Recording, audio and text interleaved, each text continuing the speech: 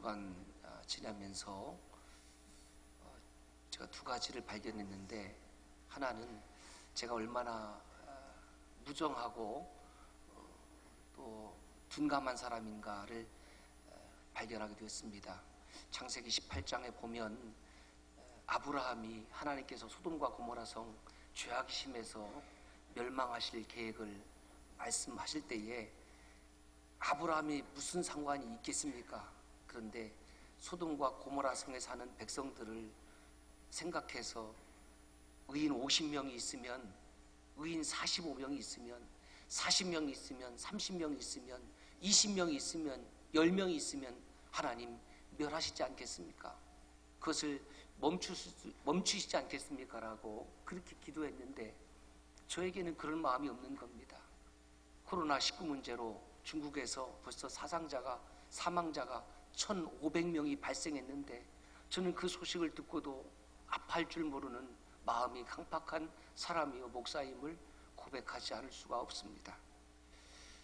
확진자가 6만 6천을 넘어서서 그것이 남의 일만이 아니라 적어도 하나님의 사람이라고 하면 아브라함처럼 그렇게 6번은 아니더라도 3번은 기도하고 하나님 이 심판과 이 질병을 거두어 달라고 기도해야 되는데 그렇게 기도하지 못했음을 고백하고 회개합니다.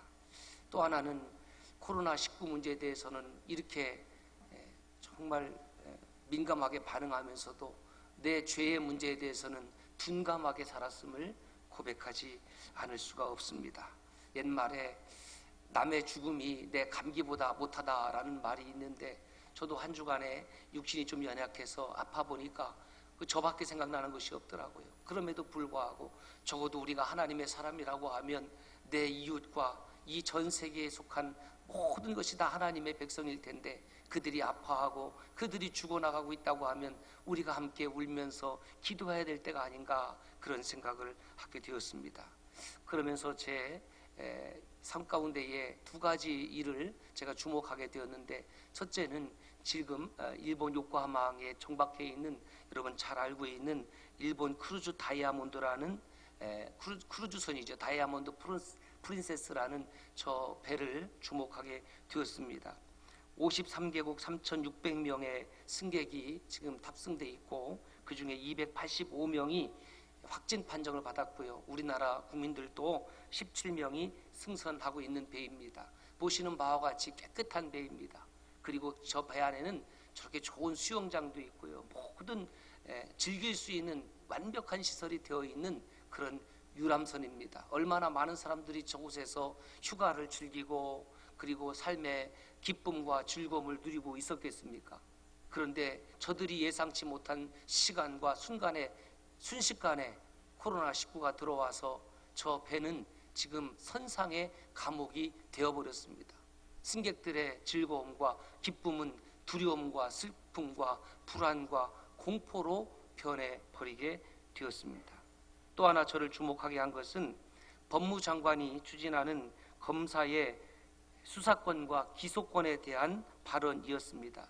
저는 이 문제에 대해서 정치적인 판단을 여러분들에게 하고자 함이 아닙니다. 다 개인의 몫이 있으니까요. 제가 말씀드리고 싶은 것은, 검사가 무엇을 하는 사람이냐? 검사는 선을 따지는 사람이 아닙니다. 누가 착한 일 했다고, 선한 일 했다고 검사가 불러서 뭐 상을 주고 왜 그렇게 착한 일 했습니까? 왜 그렇게 선한 일 했습니까? 그렇게 신문하지 않지 않습니까? 검사는 어떤 사람이냐면 죄를 다루는 사람이에요. 죄를 지었다라고 추정되거나 또는 죄의 사실이 분명한 사람들을 불러다가 조사도 하고 또 기소도 하는 사람이 검사 아닙니까? 그러면서 제가 이 코로나19와 검사 사이에 공통점을 하나 발견할 수 있었습니다. 그것은 뭐냐면, 이 바이러스와 이 검사가 다루는 죄에는 동일한 공통점이 있는데, 그것이 뭐냐면 전염력이 강하다라는 거예요. 우리가 지금 두려워하는 이유는 뭐냐면 이 코로나19가 전염성이 강하기 때문에 두려워하는 것입니다. 그래서 마스크를 쓰기도 하고, 오늘 성도 여러분들께 마스크를 하나씩 다 지금 나눠드리고 있는데 힘을 내라고, 힘을 내고, 또 혹시 필요할 때에 그것 하나라도 우리가 좀 도움을 주면 좋겠다라는 마음으로 좀 어렵게 구입하게 되었습니다. 그래서 이 바이러스를 예방하기 위해서 소독도 하고 마스크도 쓰고 손도 씻고 지금 우리가 대응하고 있잖아요. 그러나 여러분, 어떠한 질병도 우리가 살아가는 우리 이 삶에서 완벽하게 질병이 퇴치될 수가 없습니다. 아무리 의사 선생님이 많고 아무리 종합병원이 많아도 사람이 사는 세상에는 질병은 항상 따라오게 되어 있습니다. 죄도 마찬가지예요. 죄도 사람이 존재하는 한은 여전히 행해지고 그 죄의 전염력이 강하다라는 겁니다. 국회에서 수없이 많은 법을 만든다 할지라도 그 법이 사람의 죄를 짓는 속도를 따라가지 못한다라는 겁니다. 두 번째 공통점은 바이러스나 죄에 감염이 되면 반드시 그 대가를 지불해야 된다라는 거예요. 감기 몸살만 걸려도 몸살이 뭡니까? 몸이 살려달라고 그러니까 뭐 쉬어야 되고요. 그리고 육신적인 또 그 아픔의 시간을 또 보내야 되는 거예요. 코로나19에 감염이 되면 사회로부터 일정 기간 격리가 됩니다. 그것도 얼마나 고통입니까? 그리고 아마 심한 독감을 걸린 듯한 그런 고통을 감내해야 됩니다. 또 육신적인 고통, 또 정신적인 고통, 사회적인 고통이 이제 뒤따라오게 된다는 겁니다. 사회적인 죄를 지어도 가족과 분리되고 사회와 격리되어서 일정 기간 또 교도소에서 그 형을 살아내야 됩니다. 이처럼 바이러스와 죄는 우리를 힘들게 하고 아프게 하고 그 대가를 반드시 요구한다라는 사실입니다. 여러분 눈에는 저 호화 유람선이 어떻게 보이셨는지 모르겠지만 제 눈에는 그 유람선이 우리 사회의 축소판 같이 보였습니다. 우리가 사는 세상에서 우리가 먹고 마시고 쉼을 허락하고 또 기쁨도 얻고 즐거움도 얻을 수 있습니다. 그러나 예상하지 못한 순간에 지금 질병이 덮쳐오니까 사람들이 지금 두려워하고 불안해하고 있지 않습니까? 그리고 심지어는 생명을 잃는 그런 일들을 우리가 지금 목도하고 있습니다. 이 세상에 사는 시간이 영원한 시간이 아니라는 것을 우리가 알면서도 마치 그 시간이 영원할 것처럼 우리는 착각하고 있다라는 사실입니다. 사람들은 그래서 죽음에 대해서 무감각해합니다. 왜 무감각하냐면은 죽음이라는 것은 자연의 이치고 그것은 순리고 그건 따라야 되는 것이고 운명이고 숙명이라고 생각하기 때문에 그렇습니다. 그러나 성경은 이러한 생각에 대해서 이러한 사상에 대해서 분명히 반대하고 있습니다. 죽음이 왜 찾아왔느냐면 그것은 숙명이나 자연의 이치가 아니라 하나님의 말씀에 순종하지 못했기 때문에, 다시 말해서 죄의 결과로 우리에게 죽음이 찾아왔다고 말씀하고 있습니다. 사랑하는 성도 여러분, 코로나19 조심해야 됩니다. 무서운 전염병입니다. 그러나 더 무서운 질병이 있는데 그것이 신 바이러스 아닌가, 죄 바이러스가 아닌가. 코로나19는 감염된 사람도 있고 감염되지 않은 우리 같은 사람들도 있지만은 실제로는 죄의 바이러스에는 이 세계에 있는 모든 사람들이 다 노출되어 있고 다 감염이 되어 있다는 겁니다. 로마서 3장 10절에 보면 의인은 없나니 하나도 없다고 그랬어요. 착각하지 말라는 거예요. 우리가 다 죄에 감염된 죄인이라는 사실이에요. 그 죄를 고백하고 하나님 앞에 나올 때에 주 예수 그리스도께서 우리를 의롭다 인쳐주는 그 놀라운 것이 복음이고 은혜인 줄로 믿습니다.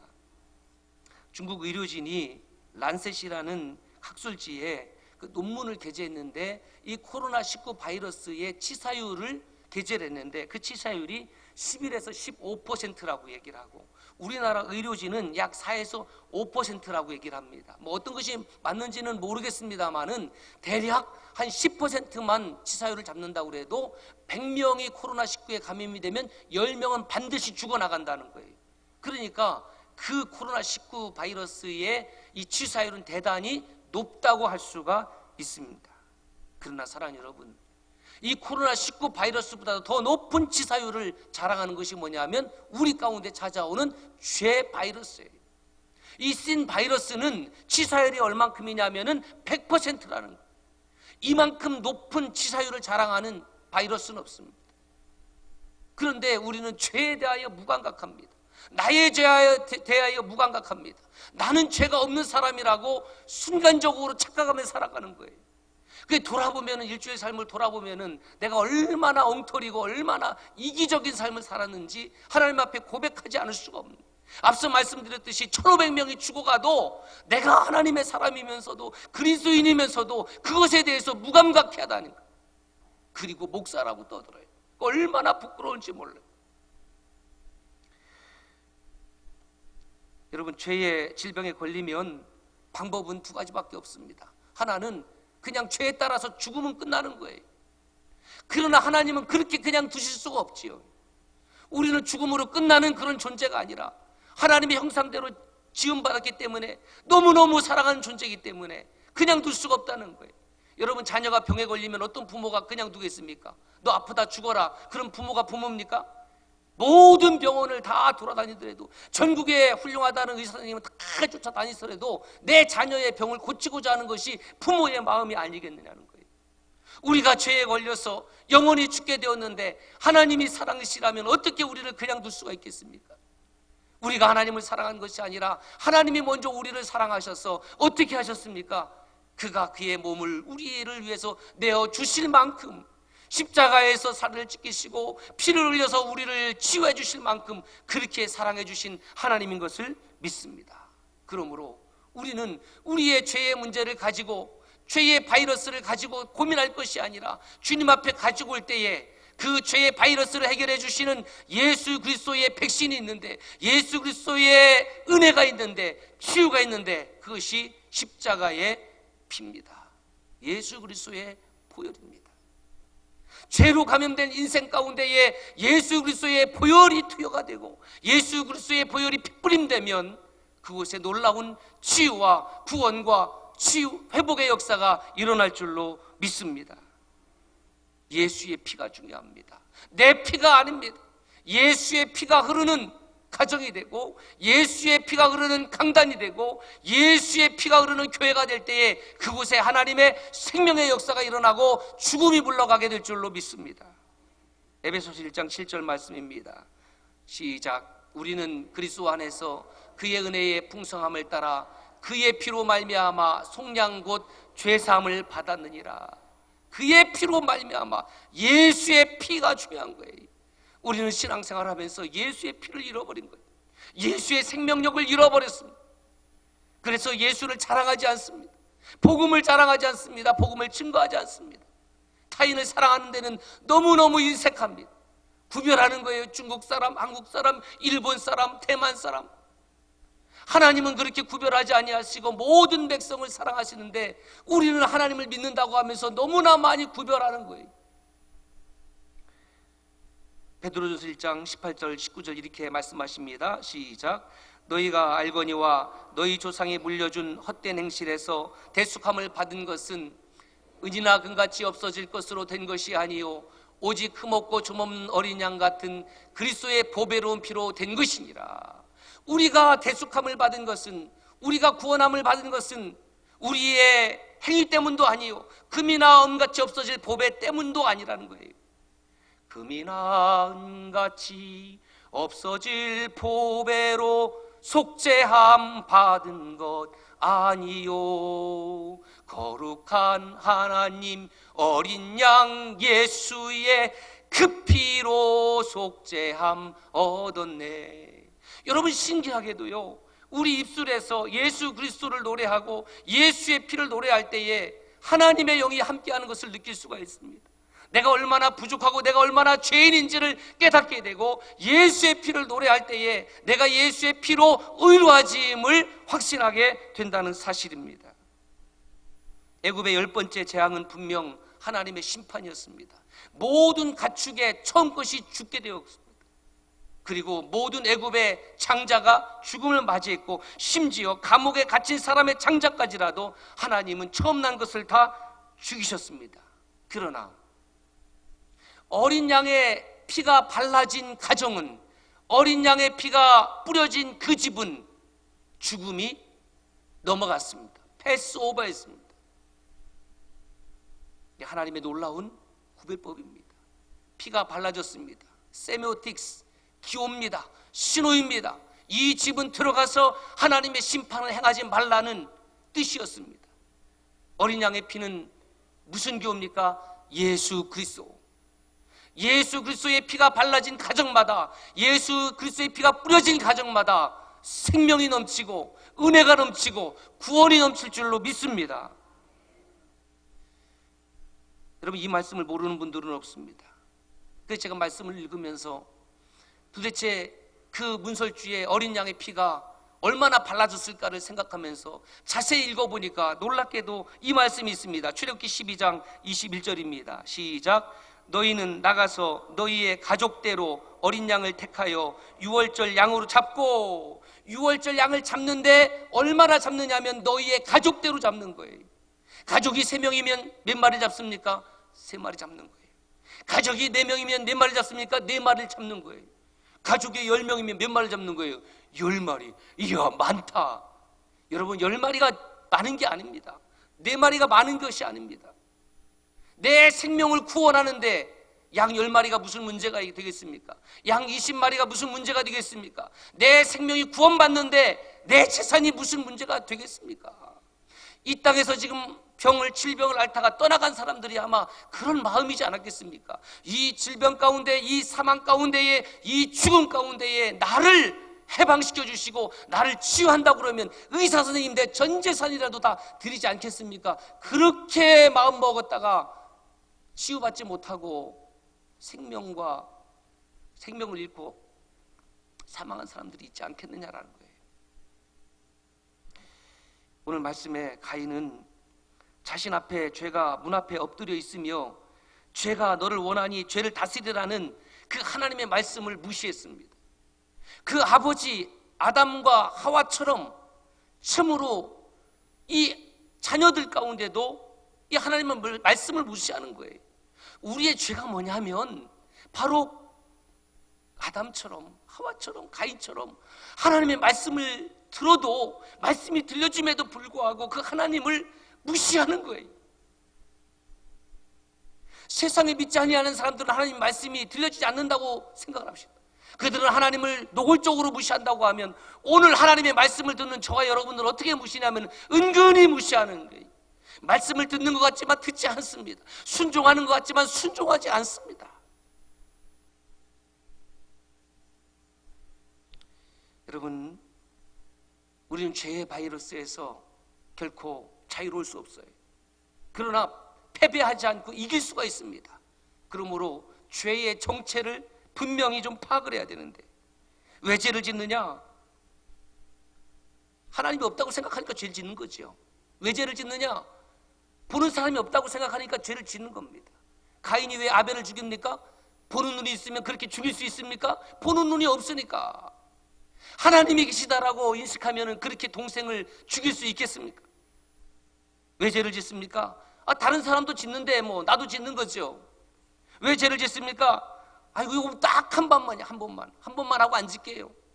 왜 죄를 짓습니까? 당장 하나님께서 나에게 벌을 주지 않으니까 아무 문제 없어.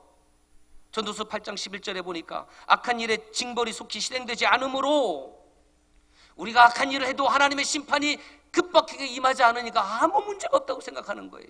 그래서 제가 이 말씀을 읽으면서 하나님의 말씀이 좀 저 사람에게는 그냥 그대로 빨리 임했으면 좋겠다, 그런 생각을 했다가 바로 제가 하나님 거둬들였어요. 왜냐하면 우리가 죄를 짓고 잘못했을 때에 하나님께서 그 즉시 심판했다고 하면 저도 이 자리에 지금 서 있지 못할 인생이기 때문에 그렇습니다. 하나님께서 나를 향해서 참아주시고 기다리고 인내하고 있기 때문에 내가 지금 이 자리에 앉아있음을 알아야 되는 거예요. 그것이 은혜인 줄을 모르고 하나님의 징벌이 없다고 생각해서 끊임없이 죄를 짓다가는 언젠가는 하나님의 심판의 대상이 되고 만다는 겁니다. 우리 가운데에 찾아오는 죄의 성질이 4가지가 있습니다. 첫째가 유전이고, 두 번째가 고착이고, 세 번째가 발육이고, 네 번째가 방해예요. 여러분, 죄는요 유전됩니다. 아담과 하와가 죄를 지어서 가인과 그 후손들이 여전히 죄를 이어갑니다. 우리가 죄를 지어서 죄인이 아니라요, 우리가 죄인이기 때문에 죄를 짓는 거예요. 어떤 죄를 범하기 전에 이미 죄가 저와 여러분 속에 들어왔기 때문에 죄를 범하게 된다는 거예요. 보세요, 창세기 4장 5절에 보니까 가인이 제물을 드린 다음에 하나님 받지 않으니까 어떻게 했냐면은 가인이 몹시 분하여 안색이 변했습니다. 여러분, 가인이 지금 누구를 향해서 분해하고 있는 겁니까? 누구를 향해서 지금 분노를 발하고 있는 거예요? 창조주 하나님을 향해서.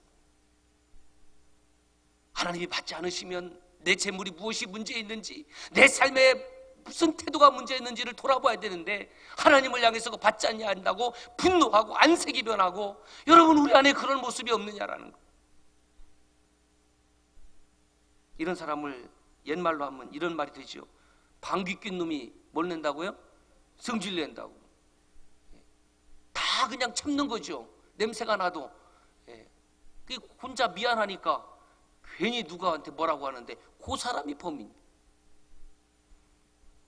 여러분, 죄는요 고착성이 있는데, 이 고착성이라는 건요 꽃갱이로 파내도 죄가 안 파져요. 휘발유로 벗어 태우려고 해도 죄가 태워지지 않아요. 그래서 오늘 말씀에 뭐라고 했냐면, 죄가 문 앞에 엎드려 있다. 하나님이 가인을 향해서 야, 죄가 네 문 앞에 엎드려 있다. 이게 무슨 뜻이냐면 고착되어 있다. 다른 말로 말하면 이런 표현이에요. 죄는 껌딱지와 같다. 뭐와 같다고요? 껌딱지. 고등학교 다닐 때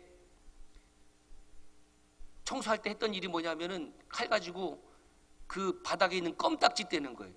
그거 누가 버렸냐? 저는 진짜 버린 일이 없어요. 아니, 씹었으면 휴지통에 싸서 버려야 되는데 꼭 뒤에서 좀 껌 씹는 애들이 있잖아요. 우리 여고에 가면 깻잎파, 이렇게 갖고 이렇게 깻잎파. 또 뒤에서 저기 선생님이 수업하면은 호주머니 딱 넣고 집게가 앉아갖고 걸렁걸렁하는 애들이 하다 보면 탁 뱉어요. 엄청 멋있는 줄 알아. 뭐가 멋있는 건지 모르고, 그러면 뭐 싸우기 싫고 또 잘못하면 이제 폭력이 있으니까 가만히 있었죠. 그 녀석들이 버린 껌이 다닥다닥 붙어갖고 결국은 또 버린 놈들은 또 떼지도 않아요. 그래서 그걸 떼는데 얼마나 힘든지. 그 껌딱지와 같아. 여러분, 옷에 한번 껌이 붙어봐요. 그거 세탁소에 가도 골치 아프잖아요. 얼마나 떼기 어렵고 얼마나 파내기 어려운지. 그래서 죄가 문 앞에 엎드렸다라고 얘기를 하는 겁니다. 여러분, 그걸 아셔야 돼요. 예수 그리스도의 보혈로 저와 여러분들의 죄 문제가 해결받지 아니하면 저와 여러분들이 관 속에 들어갈 때까지 죄는 따라오는 겁니다. 얼마나 무서운지 몰라요. 죄는요 또 발육성도 있네. 성경을 보니까 잘하는 말씀이 있죠. 야고보서 1장 15절 시작. 욕심이 잉태한 즉 죄를 낳고 죄가 장성한 즉 사망을 낳느니라. 죄가 좀 안 자랐으면 좋겠어요. 그런데 죄를 가만히 두면 죄가 성장하고요, 이게 자라는 거예요. 결국 무엇을 가져와요? 죽음을 가져오고 사망을 가져오는 겁니다. 우리말 속담에도 바늘도둑이 무슨 도둑 된다고요? 소도둑 돼요. 그냥 내버려 두면 아이고 그거 바늘 하나 훔친 것 같고 뭘 그래. 아니에요. 초장에 잘라버리고 초장에 캐내야 되고 초장에 회개해야 되는데 우리가 그러지 못해서 결국은 소도둑꾼을 만들어내는 겁니다. 죄는 방해성도 있습니다. 이사야 59장 2절 말씀 시작. 오직 너희 죄악이 너희와 너희 하나님 사이를 내었고 너희 죄가. 여러분, 정말 죄가 심각한 건 뭐냐면 하나님과 나 사이를 죄가 방해를 해요. 죄가 방해를 해요. 여러분, 기도가 안 됩니까? 왜 안 되는 줄 아세요? 죄의 문제를 해결하지 못했거든요. 하나님 앞에 회개하는 마음이 없었거든요. 그 죄가 하나님과 나 사이를 딱 가로막고 있는데 무슨 기도가 되겠습니까? 헌신이 안 됩니까? 왜 헌신이 안 되는지 아세요? 하나님과 나 사이에 죄가 가로막고 있으니까 헌신이 안 되는 거예요. 왜 순종이 안 됩니까? 순종하라고 못 들어서 안 되는 것이 아니라 하나님과 나 사이에 가로막고 있거든요, 죄가요. 그래 순종도 안 되고 헌신도 안 되고 충성도 안 되고 그냥 그렇게 대면대면하며 살아가는 겁니다. 여러분, 죄의 결과는 죽음만 가져오는 것이 아닙니다. 죄의 결과는요, 하나님과 나 사이의 관계를 파괴할 뿐만이 아니라 나와 이웃과의 관계를 파괴하는 겁니다. 아담과 하와가 하나님과의 관계가 파괴되었습니다. 가인은 부모와의 관계가 파괴되어서 그렇게 동생을 죽인 다음에 부모와 살았겠습니까? 못 살죠. 따로 사는 겁니다. 성경에는 기록되어 있지 않지만은 그날의 참상과 비극이 아담과 하와에게 얼마나 큰 고통이 되었겠습니까? 아들을 보더라도 그게 아들이 되겠어요? 볼 수가 없는 거죠. 그 죄가 사람에게 찾아오면은 하나님과의 관계를 파괴하고 이웃과의 관계를 파괴하는 거예요.